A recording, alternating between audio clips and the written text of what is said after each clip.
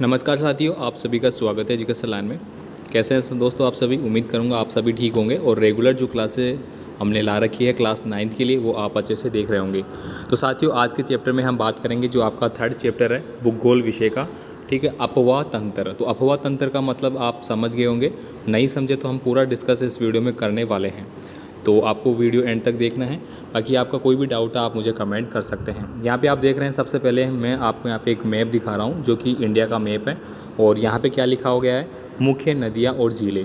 तो अपवाह का मतलब क्या होता है कि जो नदियाँ हैं, जो झीलें हैं, जिनसे पानी निकल रहा है और आगे फ्लो हो रहा है, उसी को हम क्या बोलते हैं? अपवाह। तो यहाँ पे हम जानेंगे कि भारत को कितने अपवाह तंत्रों में बांटा गया है। जैसे कि आपने सुना है सिंधु नदी है, ठीक है, झेलम नदी, चिनाब, रावी, ब्यास, ठीक है, ये सारी नदियां हैं। इनको हम विस्तार से पढ़ने वाले हैं। इसी के बारे में पूरा चैप्टर यहाँ पे दिया गया है। तो चलिए अपन स्टार्ट करते हैं पूरे चैप्टर को। सबसे पहले हम पढ़ेंगे कि आपके चैप्टर में कौन कौन से इंपॉर्टेंट बातें हैं, क्या हमको पढ़ना है। उसके अलावा फिर हम आपके जितने भी चैप्टर के क्वेश्चन हैं वो सॉल्व करने वाले हैं। तो साथियों, हम स्टार्ट करते हैं। तो सबसे पहले इंपॉर्टेंट बातें जानेंगे हम। तो यहाँ पे फर्स्ट जो पॉइंट है वो आपको क्या बताया गया है? अपवाह एक क्षेत्र के नदी तंत्र की व्याख्या के लिए उपयोग होता है।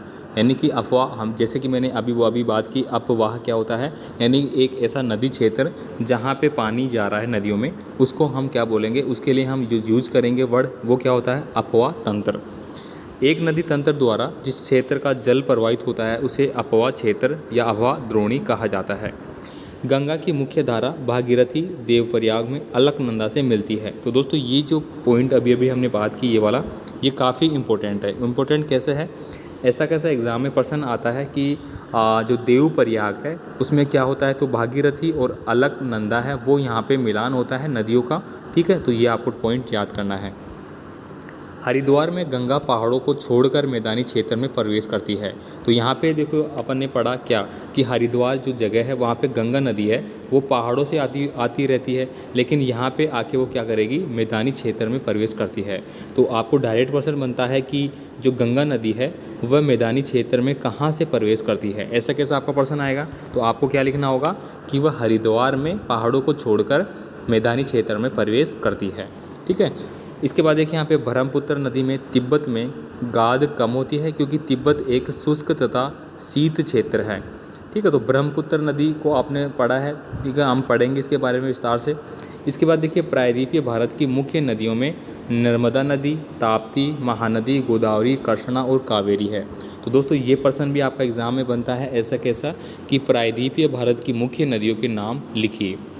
जो आपका 1 नंबर का क्वेश्चन होता है उसमें डायरेक्ट आपको प्रश्न पूछा जाता है और ऐसा कैसे आपको लिखना होता है।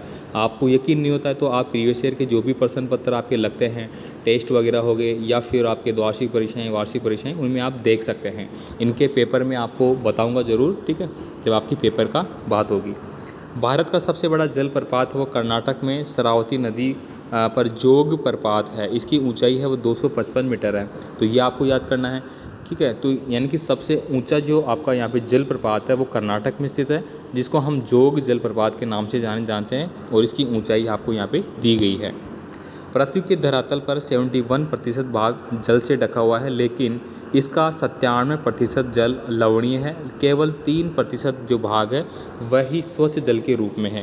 यानी कि दोस्तों, अगर मैं इस तरह से बात करूं, ठीक है, ये पृथ्वी है, तो इसमें दोस्तों हम बात करेंगे कि 71%। ठीक है, तो यहाँ से दोस्तों मैं इस प्रकार से बनाया मैंने, ये 71% भाग मान लीजिए इसको, कौन से वाले को? ये वाले को। तो ये क्या है? पूरा जल से ढका हुआ है। किससे ढका हुआ है? ये जल से ढका हुआ है। अब इसमें भी दोस्तों इतना भाग और काट दीजिए आप यहाँ पे। ठीक है, ये भाग और काट दीजिए। ठीक है, इसको भी मिला लिया तो ये पूरा भाग जल का हो गया। लेकिन इसमें जो 3% ये भाग बच रहा है आपका, ये क्या है? पीने लायक स्वच्छ जल है। अब आप सोच सकते हैं कि पानी 71 मतलब 97% पानी है, लेकिन फिर भी पीने लिए जो स्वच्छ पानी है वो कितना है? 3% है। तो अब आप समझ गए होंगे कि हमें पानी की जो बचत के लिए बोला जाता है, ठीक है, वो क्यों बोला जाता है, इसीलिए बोला जाता है। आप देख रहे होंगे, आपने सुना होगा प्राचीन काल में, पहले काल में कभी पानी के पैसे लगते थे क्या? नहीं लगते। आज पानी के देखो कितने पैसे लग रहे हैं। आप कैंपर सिस्टम देखते हो, आपके 10 रुपये लगते हैं रोज़ के, कहीं पे 20 रुपये लग रहे हैं। ठीक है, तो ये पानी ऐसा ही महंगा होता रहेगा। और पानी आप जानते हैं, जल है तो जीवन है, वरना तो फिर आप समझ सकते हैं। ठीक है, तो खारा पानी है, तो खारा पानी का आप क्या करेंगे? इसके बाद देखिए यहाँ पे भारत में मीठे पानी की जो प्राकृतिक झीलें हैं, ठीक है, इनके बारे में हम देखेंगे यहाँ पे। एक तो है वुल्लर झील, डल झील, भीमताल, नैनीताल, लोकताल और बड़ा पानी। ये जो दोस्तों झीलें आपको दे रखे हैं यहाँ पे, ये क्या है, आपके मीठे पानी की झीलें हैं, जिनमें सबसे बड़ी वुलर झील है जो कि श्री गंगानगर कश्मीर की तरफ है। आगे देखेंगे यहाँ पे मानव निर्मित झीलों में गोविंद सागर, राणा प्रताप सागर, जिजाम सागर, ये महत्वपूर्ण है। ठीक है, जो झीलें जो कि आपकी बनाई गई है मनुष्य के द्वारा। विश्व का सबसे बड़ा डेल्टा सुंदरवन डेल्टा है और इस डेल्टा का नाम पाए जाने वाले सुंदरी के पेड़ के कारण है। अब आपने आज तक पढ़ा है कि विश्व का सबसे बड़ा जो डेल्टा है वो सुंदरवन डेल्टा है, जो गुजरात के कच्छ के रण से बाद में बनता है। ठीक है, लेकिन किसके कारण इसका नाम ये सुंदरवन डेल्टा पड़ा है, तो यहाँ पे आप पढ़ेंगे अच्छे से कि सुंदरी के पेड़ के कारण, सुंदरी के पेड़ जो होते हैं वहाँ पे पाए जाते होंगे, इसीलिए इसका नाम है वो ये दे दिया गया है। तो ये तो हमने मोटे मोटे तौर पे बात करी कि जो अपवाह तंत्र है वो नदियों का जो क्षेत्र है उसको बोला जाता है। ठीक है, कौन कौन सी नदियाँ निकल रही है, ठीक है, और कितना % जल है, सबसे बड़ा जलप्रपात कौन सा है, प्रायद्वीपीय नदियाँ कौन सी है, मीठे पानी की झील कौन सी है, ये हमने जाना। अब हम बात करेंगे प्रश्न उत्तरों के बारे में। ठीक है, तो साथियों आपको देखिए, मैं यहाँ पे ऐसा नहीं है कि मैं आपको पूरा चैप्टर है वो ऐसे कैसे रीड करके बता दूँ, मेन हम नोट्स के आधार पे पढ़ाई कर रहे हैं। ठीक है, अगर आप इन नोट्स को अच्छे से लिखेंगे अभी जो मैं पढ़ा रहा हूँ और बाद में देखेंगे, तो मैं गारंटी लेता हूँ कि आप बहुत अच्छे अंकों से पास होंगे, ये मेरा वादा है। अब हम साथ साथ ये भी देख लेते हैं कि जो प्रश्न है वो किस प्रकार से बनते हैं और हमें किस प्रकार आंसर देना होता है। आप यहाँ पे देखेंगे जल विभाजक से क्या अभिप्राय है, तो पर्वत या उच्च भूमि को पड़ोसी अपवाद द्रोणियों को एक दूसरे से अलग करती है, तो ये जल विभाजक कहलाता है। मान लीजिए कि आप यहाँ पे देखेंगे इस प्रकार से आपका जल हो बहता जा रहा है, अब यहाँ पे कोई अवरोधक आ गया इस तरह से, ठीक है, तो ये जल इधर बढ़ गया और इधर भी बढ़ सकता है। अगर इस तरह से आ रहा है तो ये इधर चला गया और इधर चला गया, मतलब बीच में कोई पहाड़ आ गया, ठीक है, या फिर इस प्रकार की भूमि आ गई जो कि आपके जो जल प्रवाह है वो ऊंची भूमि है और वहाँ से वो कट रहा है साइड में, तो इस प्रकार को हम क्या बोलेंगे, अपवाह द्रोणियों। इसके बाद देखिए दक्षिण गंगा किस नदी को कहते हैं, ये देखिए 100%, 101%, 100% क्या, 101% आप देख लीजिए, ये प्रश्न आपका पेपर में बनेगा ही बनेगा। दक्षिण गंगा किसे कहते हैं, तो गोदावरी नदी को दक्षिण की गंगा कहा जाता है। ठीक है, समझ में आ गया, अंडरलाइन कर लेना। कौन सी नदी भारत की नदियाँ अरब सागर में गिरती है और ज्वार नदमुख का निर्माण करती है, तो अरब सागर में गिरने वाली जो नदियाँ हैं वो नर्मदा और ताप्ती नदी हैं। ठीक है, और ये क्या करती है, आपकी ज्वार नदमुख का निर्माण भी करती है। धुआंधार प्रपात किस नदी के द्वारा बनाया जाता है, ये देखिए 100% आने वाला प्रश्न है, या तो ये आपके जो खालिस्तान वाले प्रश्न आते हैं फिल इन द ब्लैंक वाले, या फिर ऑब्जेक्टिव वाले क्वेश्चन, इनमें 100% आता ही आता है। तो यहाँ पे हम क्या बताना है कि धुआंधार प्रताप नर्मदा नदी के द्वारा बनाया जाता है। ठीक है, ये समझ में आ गया। धुआंधार प्रपात क्यों बोलते हैं इसको, कि मान लीजिए कि बहुत ऊंचाई पे है, ठीक है, तो ऊंचाई से यहाँ पे पानी गिरेगा, इस तरह से पानी गिरेगा तो आप देखेंगे कि जल है वो एक वाइट की फॉर्म में दिखता है। जब पानी ऊपर से, आपने झरनों को देखा होगा, तो जब झरने निकलते हैं तो वैसे गिरते हैं तो आपको लगता है कि एक गुब्बार सा निकल रहा है, सफ़ेद सफ़ेद सा गुब्बार सा निकल रहा है, इसीलिए उसको धुआंधार प्रपात बोलते हैं। ऐसा लगता है कि दूर से देखने पर कि उसमें धुआं सा निकल रहा है। सबसे बड़े मीठे पानी की झील कौन सी है तथा ये कहाँ पे स्थित है, ये भी आपका प्रश्न आएगा। वुलर झील है और ये जम्मू कश्मीर में स्थित है। अभी हमने बात की कि जम्मू कश्मीर श्रीनगर है, वहाँ के आसपास स्थित है ये, ठीक है, और भारत की सबसे बड़ी मीठे पानी की झील है। ठीक है, इसको याद करना है, स्टार मार्क कर लेना आप। अंतर्देशीय खारे पानी की झील कौन सी है तो सांबर झील। अब सांबर झील कहाँ पे है, तो सांबर झील दोस्तों जयपुर में है। ठीक है, और यहाँ पे बात की जाए तो सांबर झील में दोस्तों सबसे ज़्यादा मात्रा में जो नमक है, क्या है, नमक। ठीक है, तो नमक का उत्पादन है वो यहाँ पे किया जाता है, मतलब यहाँ पे खारापन है वो बहुत ज़्यादा, इसलिए यहाँ पे पूरे भारत का सबसे ज़्यादा प्रतिशत मात्रा में बात की जाए तो वो यहीं से बनता है। इसके बाद देखिए यहाँ पे लेगून किसे कहते हैं, तो लेगून देखिए यहाँ पे खारे पानी की झीलें जो समुद्र से बालू अवरोधों जीवाणुओं के कारण बनती है। मान लीजिए कि ये आपका समुद्र है, ठीक है, अब यहाँ पे जो बालू का मतलब क्या हो गया, जो मिट्टी यहाँ पे इकट्ठी होगी इस प्रकार से नीचे इकट्ठी हो जाती है, और जीवाश्म अवरोधों यानी कि छोटे छोटे जो शैवाल वगैरह होते हैं, हमने कल पढ़ा था, तो उनके कारण इनका निर्माण है वो होता है। नेक्स्ट देखिए अरब सागर में गिरने वाली भारत की 2 नदियों के नाम लिखिए, ये प्रश्न भी आपका बनेगा। तो यहाँ पे जो इंपॉर्टेंट प्रश्न है वो मैं आपको बताता रहता हूँ, साथ में आप नोट डाउन जरूर करें इनको। तो नर्मदा और ताप्ती जो नदियाँ हैं वो आपकी यहाँ पे अरब सागर में गिरती है। साथ ही आपको बता दूं कि क्लास 7, क्लास 8 और क्लास 9 के लिए हमने एक टाइम शेड्यूल बनाया है जो कि आपका 9 से लेके 11 बजे तक है। कक्षा 9 के जो विद्यार्थी अभी देख रहे हैं उनकी क्लास डेली 9 बजे स्टार्ट हुआ करेगी, 11 बजे, 11 AM पे, ठीक है, 10 AM पे 8वीं क्लास के लिए और 9 के लिए 7 AM पे, ठीक है। बिहार का शोक किस नदी को कहते हैं, ये तो आप सभी अच्छे से जानते होंगे, जो कि कोसी नदी है। ठीक है, कोसी नदी को बिहार का शोक बोला जाता है। क्यों बोला जाता है, चलिए सुन ले, कि आपने सुना होगा, चलो अब हम बता ही देते हैं क्यों होता है। क्योंकि बिहार की जो ये नदी है, कोसी नदी, ये क्या है, प्रत्येक वर्ष अपना रास्ता बदल लेती है। मान लीजिए कि ये नदी इस प्रकार से आ रही है, ठीक है, और मान लीजिए कि यहाँ पे कोई एरिया पड़ता है, इधर से जा रही है। अब हर बार जो नदी जिस रास्ते से जा रही है उसी रास्ते से जाती रहती है, तो किसी को कोई दिक्कत नहीं है, वो किसी को कोई नुकसान नहीं पहुँचाएगी। लेकिन कभी ये इधर जा रही है, कभी ये इधर से इधर आ गई, कभी इधर से इधर आ गई, मतलब ये हर साल ही अपना रास्ता है वो बदलती है। और रास्ता बदलने के कारण जो रास्ते में ये जाती है, उस एरिया में अगर कोई भी यहाँ पे रहने वाले लोग हैं, समूह हैं, तो उनके ऊपर से वो जाएगी, उनके मकानों को तोड़ेगी, आदमियों को ले जाएगी, तो बहुत सारा नुकसान ये कर देती है। इसीलिए इसको बिहार का शोक बोला जाता है। हिमालय से निकलने वाली प्रमुख 2 नदियों के नाम आपको बताने हैं, तो गंगा और सिंधु नदी। दोस्तों ये हिमालय अपवा तंत्र का क्षेत्र आता है, उसमें गंगा और सिंधु नदी आती है। सिंधु की सहायक नदी आपने पढ़ा होगा, कौन कौन सी, झेलम, कौन कौन सी, झेलम नदी, रावी नदी, ठीक है, तीस्ता नदी इसको नाम बोलते हैं, ठीक है, और सतलुज नदी हो गई, ब्यास नदी हो गई, ठीक है, ये सारी नदियाँ यहाँ से आती है। सिंधु नदी का उद्गम स्थल क्या है, तो सिंधु नदी का जो उद्गम स्थल है दोस्तों, वह है मानसरोवर झील। ठीक है, मानसरोवर जो झील है, ये शायद आपकी उत्तराखंड के आसपास होगी, शायद मैं कंफर्म नहीं कह सकता, आप इसको कंफर्म मत मांगना, मैं बता रहा हूँ थोड़ा सा याद है। तो सिंधु नदी का उद्गम स्थान वो कहाँ पे है, मानसरोवर झील से है। किस स्थान पर गंगा पर्वतीय भाग से मैदानी भाग में प्रवेश करती है, अभी अभी हमने ऊपर बात की थी, और ये देख लीजिए यहाँ पे क्वेश्चन के रूप में भी आपके सामने आ चुका है। तो गंगा नदी हरिद्वार, यानी कि पहाड़ों से नीचे उतरते हुए हरिद्वार जब उसके बाद प्रवेश करती है, तो ये मैदानी भागों में आ जाती है। प्रायद्वीपीय उच्च भूमि से आने वाली किन्हीं 2 गंगा की सहायक नदियों का नाम आपको लिखना है। यहाँ पे चंबल नदी और बेतवा और सोन नदी, ये क्या होती है दोस्तों, प्रायद्वीपीय उच्च भूमि से आने वाली 2 नदियाँ हैं जो कि गंगा की सहायक नदियाँ हैं। अब चंबल नदी तो दोस्तों राजस्थान में आपने पढ़ा होगा, ठीक है, ये कहाँ है, चंबल नदी दोस्तों आपकी यूपी से आती है, शायद यूपी के उत्तर प्रदेश के जानापावा पहाड़ियाँ हैं, शायद वहाँ से निकलती है, और यहाँ से आती हुई मतलब राजस्थान से होती हुई कहाँ पे चली जाती है, पाकिस्तान की ओर जाती है। आगे देखिए यहाँ पे ब्रह्मपुत्र नदी किस राज्य से भारत में प्रवेश करती है, तो दोस्तों ब्रह्मपुत्र जो नदी है वो अरुणाचल प्रदेश से प्रवेश करती है। वहाँ पे इसका जो नाम है दोस्तों, वो शायद दिहांग या फिर सिहांग इस प्रकार से है थोड़ा, ठीक है, आप इसको देखेंगे एक बार, तो आपकी किताब में लिखा हुआ मिलेगा आपको ये। तो ब्रह्मपुत्र नदी है किस राज्य में प्रवेश करती है, तो ये अरुणाचल प्रदेश से स्टार्ट होती है।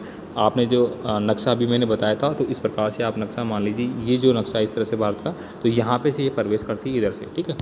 आगे देखिए अरुणाचल प्रदेश में ब्रह्मपुत्र नदी का नाम क्या है, तो ये देखिए अभी अभी मैंने ऊपर बात की, मैंने नीचे देखा नहीं, तभी तो मैंने बता दिया, वरना तो मैं यहाँ बता देता आपको। तो देखिए अरुणाचल प्रदेश में जो यहाँ पे ये प्रवेश करती है उसको दिहांग बोला जाता है, ठीक है। तो यहाँ पे दोस्तों इन प्रश्नों को आपको अच्छे से याद करना है। इन जो प्रश्न मैंने 15 बताए हैं वो बहुत इंपॉर्टेंट है।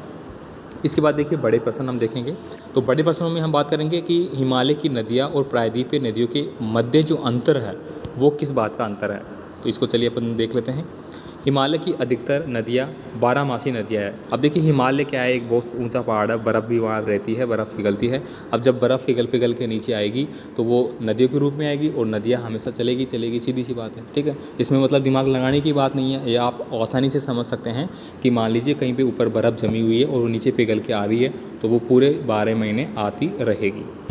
इसके बाद देखिए ये नदियाँ अपनी उत्पत्ति से समुद्र तक लंबा रास्ता पार करती है, मतलब हिमालय से बनती हुई है, फिर अरब सागर, बंगाल की खाड़ी, ऐसी जगह में ये जरूर जाती है। ये अपने बाढ़ वाले मैदान में बहुत ही निक्षेपण आकृति का निर्माण करती है और पूर्ण विकसित डेल्टाओं का निर्माण भी करती है। तो सबसे बड़ा डेल्टा गंगा नदी बनाती है, सुंदरवन डेल्टा जो हमने पढ़ा था, ठीक है। गंगा और ब्रह्मपुत्र आदि इसके उदाहरण हैं। आगे देखिए प्रायद्वीपीय नदियाँ में दोस्तों क्या बताया गया है कि ये अधिकतर प्रायद्वीपीय नदियाँ मौसमी नदियाँ हैं। अब मौसमी नदी का मतलब क्या होता है भाई, तो मौसमी नदी का मतलब ये होता है कि जैसे आपकी बरसात आएगी, ठीक है, तो बरसात के टाइम में क्या होगा, नदियों का जल स्तर बढ़ेगा और वो बहना और भी तेज़ी से स्टार्ट होगी, तो इसको हम बोलते हैं मौसमी नदियाँ, मतलब मौसम के अकॉर्डिंग उनका फ़्लो होना। कई बार आप सुनते हैं कि नदियाँ हैं वो लुप्त हो जाती है, उनमें पानी नहीं रहता, ऐसा लगता है कि नदी है ही नहीं ये, लेकिन जैसे ही बारिश होता है तो उफान आता है उनमें और वो तेज़ी से ग्रो करने लग जाती है। आगे देखिए यहाँ पे प्रायद्वीपीय नदियों की लंबाई कम होती है और ये छिछली होती है। जो प्रायद्वीपीय नदियाँ होती है, प्रायद्वीपीय है ना, वो क्या होती है, लंबाई उनकी कम होती है, ठीक है, क्योंकि वो कहीं से बीच में से स्टार्ट होती हुई आती है और वो छिछली होती है, गंदे टाइप की मतलब। बंगाल की खाड़ी में गिरने वाली नदियाँ डेल्टा बनाती है। तो जो भी नदियाँ बंगाल की खाड़ी में जाकर गिरती है वो क्या करती है, डेल्टा का निर्माण करती है। महानदी, गोदावरी, कृष्णा, कावेरी इसके उदाहरण है। तो आप यहाँ पे देखिए डेल्टा बनाने वाली नदियाँ कौन कौन सी हो गई, महानदी, गोदावरी, कृष्णा, कावेरी। ठीक है, बंगाल की खाड़ी में गिरने वाली नदियाँ कौन सी हो गई, तो ये नदियाँ हो गई। तो आपसे किसी भी प्रकार से प्रश्न पूछिए, आप आंसर दे सकते हैं। आगे देखिए यहाँ पे सिंधु नदी तंत्र की व्याख्या आपको करना है। दोस्तों सिंधु नदी तंत्र के बारे में हम देखते हैं यहाँ पे। सिंधु नदी का उद्गम मानसरोवर झील के निकट तिब्बत में से है और ये नदी पश्चिम की ओर बहती हुई भारत में जम्मू एवं कश्मीर के लद्दाख क्षेत्रों में प्रवेश करती है। यहाँ पे आपको दिखाई दे रहा होगा दोस्तों, मैप में ले आया हूँ यहाँ पे। अभी अभी हमने बात करी कि ये जो नदी है सिंधु नदी, ये चीन के तिब्बत से जो मानसरोवर झील है वहाँ से निकलती है और ये कहाँ पे चली जाती है, ये आपकी श्रीनगर मतलब कश्मीर की ओर प्रवाहित होती है। तो इस प्रकार से यहाँ पे बहती हुई जाती है। ठीक है, और इन्हीं के कारण दोस्तों यहाँ पे ये निर्माण होता है फिर चिनाब, रावी वगैरह इन नदियों का। ठीक है, तो यहाँ पे आपको दिख रहा होगा सिंधु नदी का जो क्षेत्र है वो वाला। इसके बाद देखिए यहाँ पे जस्कर, नुब्रा, शोक, हुंजा, सतलुज, व्यास, रावी, चेनाब तथा झेलम इसकी सहायक नदियाँ हैं। अभी अभी हमने बात की कि यहाँ पे टॉप पे जो यहाँ टॉप इस प्रकार से बना हुआ है, यहाँ पे सिंधु नदी का क्षेत्र था। इसकी नदी, सिंधु नदी की जो सहायक नदियाँ हैं 5 इंपॉर्टेंट जो यहाँ पे आती है, कौन कौन सी, रावी, ब्यास, चिनाब, झेलम, ठीक है, सतलुज, ये वाली। आगे देखिए यहाँ पे सिंधु नदी का ढाल है वो बहुत धीमा है। इसका 1/3 भाग भारत के जम्मू एवं कश्मीर, हिमाचल प्रदेश तथा पंजाब में और शेष भाग कहाँ पे चला जाता है, पाकिस्तान में। मतलब यहाँ से ये नदी आ रही है और इस तरह से चली जाती है। ठीक है, तो यहाँ पे पंजाब का जो क्षेत्र है उसको कवर करते हुए कहाँ पे चली जाती है, पाकिस्तान में। इसकी जो लंबाई है वो 2900 किलोमीटर है, ये आपको अच्छे से याद करना है। इसके बाद देखिए यहाँ पे गंगा नदी तंत्र की विशेषताओं के बारे में आपको बताऊंगा। तो यहाँ पे गंगा भारत की सबसे लंबी नदी है, ये तो आप जानते ही होंगे। इसकी लंबाई है वो 2500 किलोमीटर के आसपास है। यमुना, घाघरा, गंडक, कोसी, गंगा, हिमालय की इसकी सहायक नदियाँ हैं। तो दोस्तों ये प्रश्न आपका एग्जाम में ऐसे कैसे निकल के आता है, कौन सा, कि गंगा की सहायक नदियों के नाम लिखिए। तो यहाँ पे यमुना, घाघरा, ठीक है, गंडक नदी, कोसी नदी, ये आपकी क्या है, गंगा नदी की सहायक नदियाँ हैं। जबकि चंबल, सोन, बेतवा ये आपकी क्या है, प्रायद्वीपीय नदियाँ हैं। गंगा पूर्व दिशा में फरक्का तक बहती है और फिर 2 भागों में विभाजित हो जाती है। एक भागीरथी हुगली जो बंगाल से होते हुए बंगाल की खाड़ी में गिरती है। अभी अभी हमने बात की थी कि गंगा नदी है वो 2 भागों में, 2 हिस्सों में बढ़ती है, भागीरथी नदी और आपकी अलकनंदा नदी। ठीक है, अलकनंदा ये 2 पार्ट है, वहाँ पे जाके इसका क्या होता है, मिश्रण वगैरह होता है। दूसरी शाखा बांग्लादेश में जाकर ब्रह्मपुत्र के पास मिलकर विश्व का सबसे बड़ा डेल्टा सुंदरवन बनाती है। अभी अभी हमने बात की सुंदरवन डेल्टा है वो सबसे बड़ा कौन बनाती है, गंगा नदी बनाती है।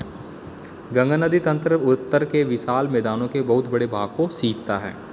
इसके बाद देखिए तीसरा पार्ट हम यहाँ देखेंगे, ब्रह्मपुत्र नदी तंत्र की विशेषताओं का उल्लेख आपको यहाँ पे करना है।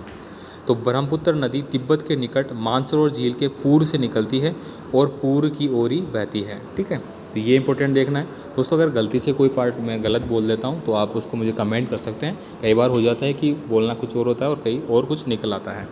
इसकी लंबाई 2900 किलोमीटर है। इसका अधिकतर भाग भारत से बाहर है।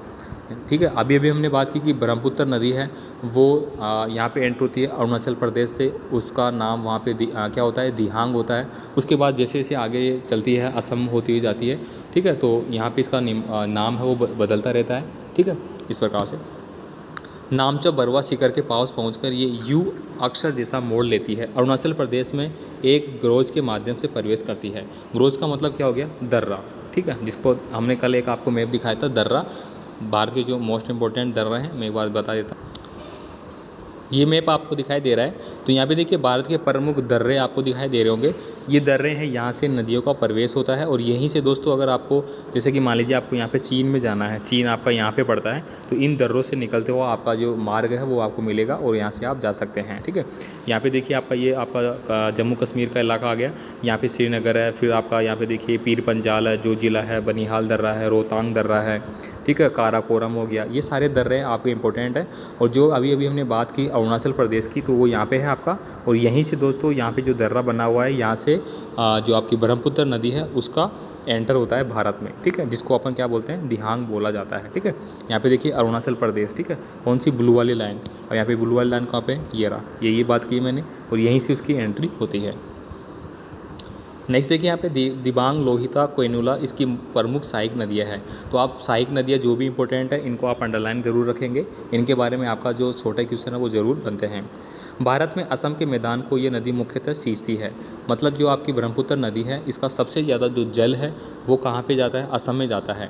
तो ब्रह्मपुत्र नदी जो है दोस्तों वो असम के लिए शोक है, यानी कि यहाँ पे अगर बहुत ज़्यादा मात्रा में पानी आ रहा है तो असम को इससे खतरा होता है। और वहाँ पे सबसे ज़्यादा जो बाढ़ग्रस्त अगर बात करूँ मैं इलाका है भारत में कहीं पे, आप इस बात को नोट डाउन करेंगे कि सबसे ज़्यादा जो बाढ़ग्रस्त क्षेत्र है वो कौन सा है, आपका असम।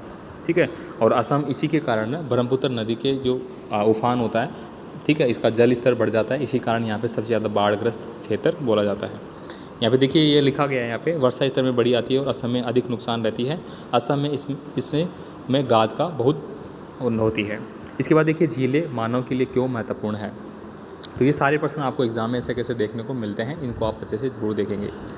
अब वीडियो थोड़ा लंबा हो रहा है लेकिन पूरा चैप्टर आपका पूरी क्लास है वो पूरी खत्म हो जाएगी और आपको सारे पॉइंट है वो समझ में आ जाएंगे। यहाँ पे देखिए झीलें नदी के बहाव को सुचारू बनाने में सहायक होती है, अत्यधिक वर्षा के साथ बाढ़ को रोकती है तथा सूखे के मौसम में पानी के बहाव को संतुलित करने में सहायता प्रदान करती है। झीलों का प्रयोग जल विद्युत उत्पन्न करने में किया जाता है। आपने देखा होगा इस प्रकार से झील बनी हुई है, मान लीजिए। अब यहाँ से दोस्तों एक क्या करेंगे, एक छोटा सा रास्ता बनाएंगे, यहाँ से क्या करेंगे, जल का निकास करेंगे और इसके साथ में दोस्तों यहाँ पे टरबाइन वगैरह लगाए जाएंगे और टरबाइन के माध्यम से दोस्तों इनको रोटेट करे जाएंगे और वहाँ पे जनरेटर लगेंगे बड़े बड़े और उनके द्वारा क्या होगा, आपका बिजली का उत्पादन होगा। मैं एक बार आपको बता देता हूँ किस प्रकार से होता है। तो यहाँ पे दोस्तों आपको एक डायग्राम दिखाई दे रहा होगा, ये है दोस्तों क्या, जलाशय का, यानी कि जो जल विद्युत अपन निर्माण करते हैं।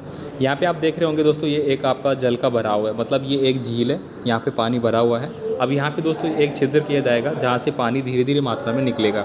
अब यहाँ से पानी दोस्तों आप देख रहे हैं ये निकलता हुआ आ रहा है इस प्रकार से डायरेक्शन में। अब यहाँ पे हमने क्या किया है, एक टरबाइन लगाया है। अभी अभी मैंने क्या बात की, एक टरबाइन लगाया जाएगा। टरबाइन का मतलब इस प्रकार का जिसके ऊपर अगर कुछ चीज़ डाले, ठीक है, मैं एक बार बता देता हूँ आपको, इस प्रकार की चीज़ बनेगी, इस प्रकार की, ठीक है, इस प्रकार की, ये इधर से भी बड़ा होगा। अब इसके ऊपर कोई चीज़ आएगी तो ये नीचे घूमेगा, इस प्रकार से घूमेगा, पानी इस पे गिरेगा, फिर इस पे गिरेगा तो इसको घुमाएगा, तो ये घूमेगा तो दोस्तों आपका टरबाइन घूमेगा। तो इसके साथ जनरेटर, जनरेटर का मतलब क्या होता है, आपका जनरेटर, ठीक है, क्या होगा, आपका जनरेटर। तो जनरेटर क्या करता है, बिजली बनाएगा। तो यहाँ पे जनरेटर बिजली का निर्माण करेगा और यहाँ पे क्या होगा, लाइनें लगा देंगे अपन तारों की और ये आगे कहाँ पे चला जाएगा, हमारे पास लाइन बिजली आ जाएगी।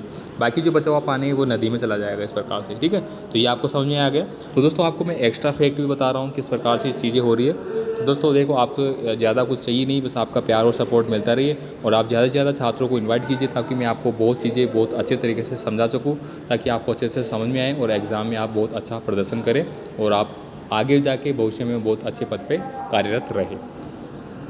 तो ये हमने बात कर ली कि झीलों के बारे में, किस प्रकार से विद्युत का निर्माण हो रहा है, ठीक है। जो झीलों का प्रयोग इसके लिए किया जाता है, झीलें आसपास के क्षेत्र की जलवायु को सामान्य बनाती है, झीलें जलीय परितंत्र को संतुलित रखती है, झीलें पर्यटन को भी बढ़ावा देती है। आगे देखिए नदियों के आर्थिक महत्व की विवेचना है वो हमें करना है। तो नदियों का जल प्राकृतिक संसाधन और अनेक मानवीय क्रियाओं कलापों के द्वारा होता है।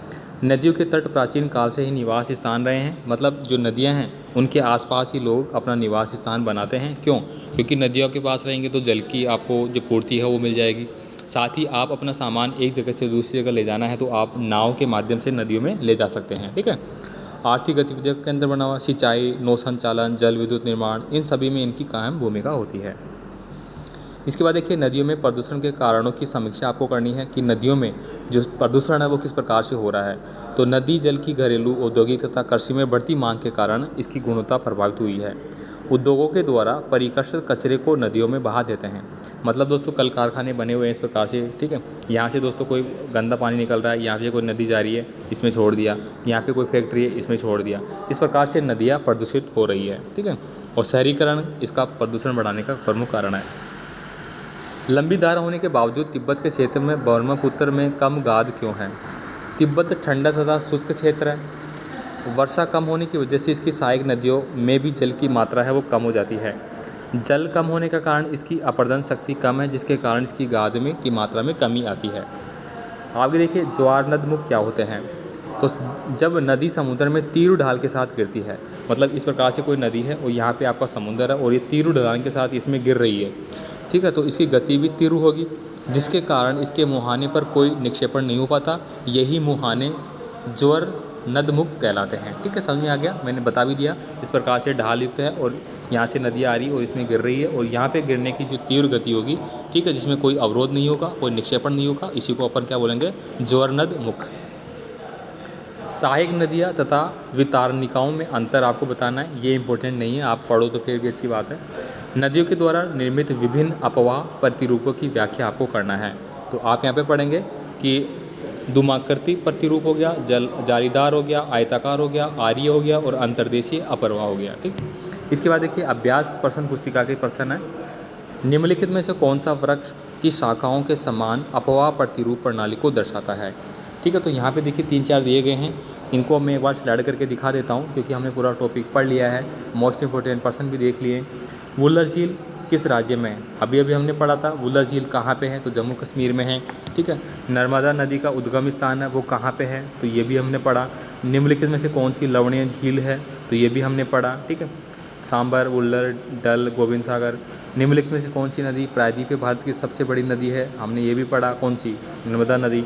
ठीक है, तो इन सभी के आंसर आपको यहाँ पे मिल रहे हैं। देखिए आप वीडियो को एक बार रोक के देख सकते हैं, इनके आंसर आपको यहाँ पे मिल रहे हैं। ठीक है, इस यहाँ देखिए निम्नलिखित नदियों में से कौन सी नदी भ्रंश घाट में होकर बहती है, तो इसका आंसर क्या हो गया आपका, घ मतलब ताप्ती नदी। तो इस प्रकार से यहाँ पे देखिए 5 में कौन था, घ कृष्णा नदी। ठीक है, प्रायद्वीपीय भारत की। इसके बाद देखिए यहाँ पे जो 4th वाला था कह दिया गया इसमें सांबर झील।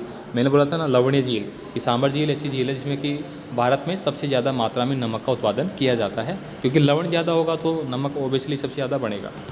आगे देखिए यहाँ पे निम्नलिखित प्रश्नों के उत्तर आपको संक्षिप्त में देने हैं। ठीक है, तो ये प्रश्नों को उत्तर दोस्तों मैं आपको स्लाइड करा देता हूँ, आप इनको नोट डाउन कर लेना। ठीक है, क्योंकि वीडियो देखिए 26 मिनट का हो चुका है। मेन सार था चैप्टर का वो हमने पढ़ लिया है, अब आपको इन चीज़ों को याद करना है। इसके लिए ये सारे प्रश्न उत्तर आपको दिए जा रहे हैं लास्ट में। ठीक है, तो मैं एक बार स्लाइड कर देता हूँ, एक बार आप इसका स्क्रीनशॉट लेना चाहते हैं स्क्रीनशॉट ले सकते हैं। ये देखिए यहाँ पे। बाकी दोस्तों आपका कोई भी कमेंट है आप मुझे कमेंट जरूर करें, और अपने दोस्तों को ज़्यादा से ज़्यादा इनवाइट करें ताकि सभी का फ़ायदा हो सके। और जो क्लासें हम स्टार्ट कर रहे हैं तो उनको हमें भी थोड़ा मोटिवेट मिले कि बच्चे अच्छे से देख रहे हैं, समझ रहे हैं। ठीक है, आपकी प्रतिक्रियाएँ सही है तो बहुत अच्छे से आपको सब कुछ मिलने का। अब यहाँ पे देखिए नीचे भारत की कुछ झीलों के नाम दिए गए हैं, इन्हें प्राकृतिक तथा मानव निर्मित भागों में आपको वर्गों में बांटना है। वुलर, डल, नैनीताल, भीमताल। अभी हमने पढ़ा था ना, नैनीताल, भीमताल, गोविंद, ये क्या है आपकी मानव कर्मित हो गई। इस प्रकार से यहाँ पे देखिए प्राकृतिक झील वुलर, ढल, नैनीताल, भीलताल, कोलताल, बारफानी, ये ठीक है, और मानव निर्मित हो गया यहाँ पे। ठीक है, तो इनका आप स्क्रीनशॉट ले सकते हैं। हिमालय एवं प्रायद्वीपीय नदियों के मुख्य अंतरों को आपको स्पष्ट करना है। यहाँ पे देखिए हमने पूरा पढ़ा था, हिमालय नदी ऊपर से आती है पहाड़ों से। ठीक है, तो वो बारहमासी नदी कहलाती है। पूरे वर्ष भर इसमें बरसात के कारण या नीचे से जो नदी आ रही है तो उनका पानी आता रहता है, तो नदियाँ चलती रहती है। ठीक है, ये सारी बातें आपको यहाँ पे लिखी गई है। प्रायद्वीपीय नदियाँ, ये कई चैप्टर अभी अपन हम बात की थी इन सब के बारे में। प्रायद्वीपीय पठार की पूर्व एवं पश्चिम की ओर बहने वाली नदियों की तुलना, इसको आपको देख लेना है। ठीक है, स्क्रीनशॉट आप इसका ले सकते हैं। ठीक है, ज़्यादा टाइम आपका नहीं लूँगा। मोस्ट तो दोस्तों आपको जो चैप्टर है वो मैं अच्छे से बताऊँगा, एक्सप्लेन करूँगा, जितना हो सकता है वो आपको समझ में आ जाएगा। बाकी क्वेश्चन आंसर आपको लिख लेना है, पढ़ लेना है, ये सारे आपको अच्छे से याद करना है। इसके अलावा देखिए किसी देश की अर्थव्यवस्था के लिए नदियाँ महत्वपूर्ण क्यों है, ये चैप्टर ये जो क्वेश्चन है बहुत ज़्यादा इंपॉर्टेंट है अर्थव्यवस्था के रिगार्डिंग, इकोनॉमी के कारण। तो नदियाँ किसी देश की अर्थव्यवस्था के लिए महत्वपूर्ण है। कुछ बिंदु जो नदियों की महत्ता को प्रदर्शित करते हैं वो नीचे दिए गए हैं। यहाँ पे देखिए नदियों से हमें प्राकृतिक ताज़ा मीठा पानी मिलता है जो मनुष्य सहित अधिकतर जीव जंतुओं के जीवन के लिए आवश्यक है। ये नई मृदा बिछाई उसी खेती योग्य बनाती है जिसमें बिना अधिक मेहनत के इस खेती पर की जा सकती है। मतलब नदियों के द्वारा जो पानी जाता है, ठीक है, और उससे दोस्तों सिंचाई व्यवस्था सुचारू होती है। उसकी जो मिट्टी जाती है वहाँ पे, उनसे अपन खेती के लिए जो उर्वरक क्षमता है वो बढ़ती है। इस प्रकार से हम इनको करते हैं। तो आप इन सभी को टॉपिक को अच्छे से देख लीजिए। लिखना चाहते हैं आप आराम से वीडियो को रोक के लिख सकते हैं। ठीक है, इसके बाद देखिए यहाँ पे MCQ यानी कि मल्टी चॉइस क्वेश्चन है वो आप यहाँ पे देखेंगे। देखिए क्या क्या दिए गए हैं। कौन सा वृक्ष की शाखाओं के समान अपवाह प्रतिरूप प्रणाली को दर्शाता है, तो वो कौन सा दर्शाएगा दोस्तों। यहाँ पे उत्तर दिया गया आपको द्रामुख वृक्ष। ठीक है, वुलर झील निम्न से किस राज्य में है, तो वुलर झील अभी हमने बात की कश्मीर में है, तो जम्मू कश्मीर आ जाएगा आपका। नर्मदा नदी का उद्गम स्थान कहाँ है, तो ये तो हमने पढ़ा ही था अभी, कौन सा था, अमरकंटक कहाँ पे वो, ये भी हमने देखा। निम्नलिखित में से कौन सा लवणीय जल वाली झील है। तो ये भी अभी अभी पढ़ा, जो बातें हमने ऊपर पढ़ी है बस वही रिपीटेड क्वेश्चन के माध्यम से आती है। कौन सी नदी प्रायद्वीपीय भारत की सबसे बड़ी नदी है? तो नर्मदा नदी आ जाएगी, सॉरी गोदावरी नदी आ जाएगी आपकी यहाँ पे सेकंड नंबर। निम्नलिखित नदियों में से कौन सी नदी भ्रंश घाटी से होकर बहती है? तो ताप्ती नदी। अभी अभी ऊपर जो हमने देखा था वही क्वेश्चन वापस से रिपीट हो रहा है, ठीक है। प्राकृतिक झील कौन सी हो गई यहाँ पे देखिए, ठीक है। कौन सी हो गई आपकी? चिल्का झील हो गई। तो ये सब आपको देखना है, तो ये मैंने बता दिया, बार बार बताने से कोई मतलब नहीं है, वीडियो लॉन्ग होगा, ठीक है। तो उम्मीद करता हूँ दोस्तों आपको ये चैप्टर भी जो आपका अफवाह का क्षेत्र था, अपवाह तंत्र, आप अपवाह तंत्र भी बोल सकते हैं इसको, अपवाह क्षेत्र भी बोल सकते हैं। अपवाह क्षेत्र को अगर पूरे हम बात करें जियोग्राफिक पॉइंट के अकॉर्डिंग तो इसको 5 भागों में बांटा जाता है, ठीक है। कौन सी? एक तो सिंधु नदी हो गया, ठीक है, एक गंगा नदी हो गई, एक ब्रह्मपुत्र नदी हो गई, एक असम नदी हो गई, इस प्रकार से। तो आपने पढ़ा इन सभी चीज़ों को, तो आई होप आपको अच्छे से समझ में आ चुका होगा सारी बातें। तो कमेंट करके ज़रूर बताइए कैसा लगा सेशन। 1-2 विद्यार्थी कमेंट कर रहे हैं, बाकी तो कर नहीं रहे। बाकी कभी न कभी तो आपको समझ में आएगा कि सर कैसा पढ़ा रहे हैं, तो हमारे लिए हेल्पफुल है या नहीं है। तो बस यही है कि आप अपना प्यार बनाए रखिए, ज़्यादा से ज़्यादा छात्रों को इन्वाइट कीजिए, आइए देखिए क्लासों को ले रेगुलर। बाकी मैं आपको बता रहा हूँ। धन्यवाद, मिलेंगे फिर अगले वीडियो में।